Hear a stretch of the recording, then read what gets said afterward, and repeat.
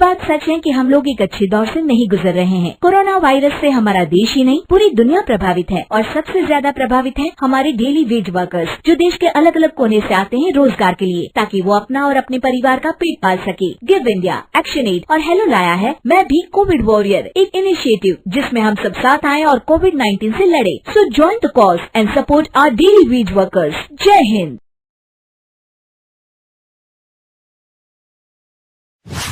रजनी को बचपन से ही पेंटिंग का बहुत शौक था। वो हमेशा से ही पेंटर बनना चाहती थी, पर उसके माँ और पिताजी ने उसको कभी भी इस चीज के लिए सपोर्ट नहीं किया और उसकी शादी नीरव से हो गई।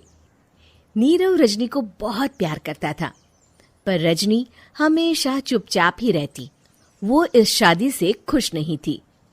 वो ये शादी नहीं करना चाहती थी। उसे तो हमेशा से पेंटर जो बनना था। अपने इस सपने को वो नहीं पूरा कर पाई, इसलिए वो हमेशा उदास रहती थी। रजनी, बहुत ही बढ़िया फिल्म लगी है, कल देखने चले? नहीं जी, कल मुझे बहुत काम है, मैं नहीं जा पाऊंगी। अच्छा तो कोई बात नहीं, संडे को चलते हैं। देखिए, मुझे फिल्म देखना पसंद नहीं है। आपको जाना है तो चले जाइए। नीरव को मना करके रजनी वहां से चली जाती है और अपने बैग को खोलकर उसमें बंद पड़े ब्रश और कलर्स को देखकर रोने लगती है।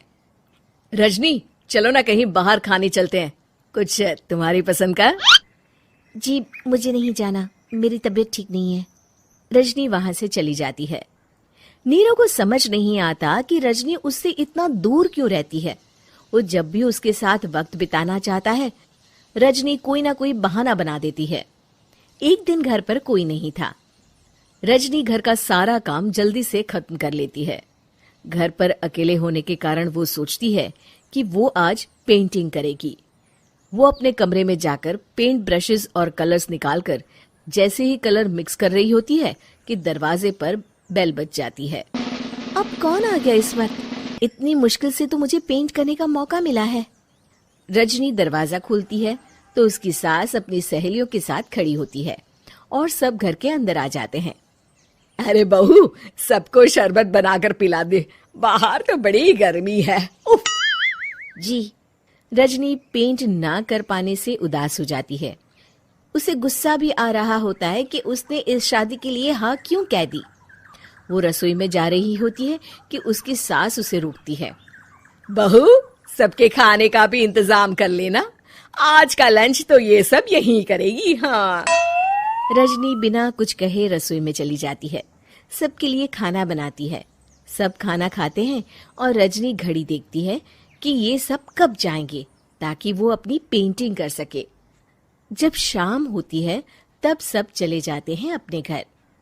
अरे बहू, सब तेरे खाने की तो बहुत तारीफ कर रहे थे, सबको बहुत अच्छा लगा खाना। आपको मुझे सुबह बताना चाहिए था ना कि आपकी सहेलियां आ रही हैं। पता भी है कितना वक्त लगा सारा खाना बनाने में। अरे बहू, तू ऐसे कैसे बात कर रही है मुझसे?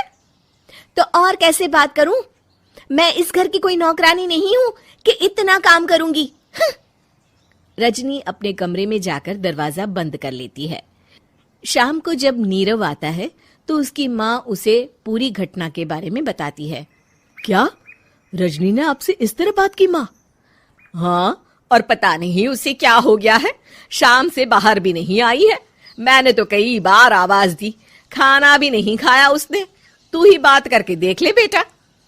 नीरव अपने कमरे का दरवाजा खटखटाता है। रजनी, दरवाजा खोलो, मैं हूं। रजनी दरवाजा खोलती है और फिर वापस जाकर अपने बिस्तर पर लेट जाती है। रजनी, माँ से बात करने का ये क्या तरीका है? मैंने कोई गलत बात नहीं की है। अरे तुम क्यों ऐसे बर्ताव कर रही हो सबके साथ? क्या तुम इस शादी से खुश नहीं हो? रजनी कुछ नहीं बोलती। अरे बताओ मुझे रजनी, क्या ये शादी तुम्हारी मर्जी के खिलाफ हुई है? हाँ, मैं ये शादी कभी नहीं करना चाहती थी। तुमसे क्या, मैं किसी से भी शादी नहीं करना चाहती थी। रजनी रोने लगती है। चुप हो जाओ रजनी, बताओ मुझे, तुम क्यों नहीं करना चाहती थी शादी? रजनी बेड के नीचे से अपने पेंटिंग्स, कलर्स, ब्रश, पेपर्स निकालती है। इतने में उसकी सास भी कमरे में आ जाती है। ये देख रहे हो, ये थे मेरे सपने। मैं पेंटर बनना चाहती थी, पर माँ पापा ने कभी सपोर्ट नहीं किया और मेरी शादी करवा दी। मेरे सारे सपने टूट गए। हर वक्त बस गुस्सा आता रहता है मुझे। मैं जानती हूँ कि आप लोगों की इसमें कोई गलती नहीं है, पर मैं क्या करूँ, मुझे समझ में नहीं आता।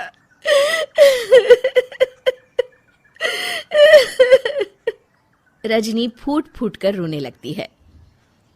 मुझे माफ कर दीजिए, आप दोनों के साथ मैं बहुत बुरा बर्ताव कर रही हूँ। अरे रजनी बेटा, चुप हो जाओ तुम। नीरव पानी लेकर आता है। ये लो पानी पियो और शांत हो जाओ। रजनी पानी पीती है और उसकी सास पेंटिंग्स देख रही होती है। अरे नीरव, हमें तो पता ही नहीं था कि हमारी बहू कलाकार है। अरे कितनी अच्छी पेंटिंग्स बनाई है, देखो तो। ये वाली तो मैं अपने कमरे में ले जाऊंगी। आपको ये पेंटिंग्स अच्छी लगी? अच्छी नहीं, बहुत अच्छी लगी। और तुमने हमें बताया क्यों नहीं? तुम जब चाहे पेंटिंग कर सकती हो रजनी। हम तुम्हारे सपनों को पूरा करने में तुम्हारा पूरा साथ देंगे। हाँ बेटा, हम कला की कद्र करते हैं।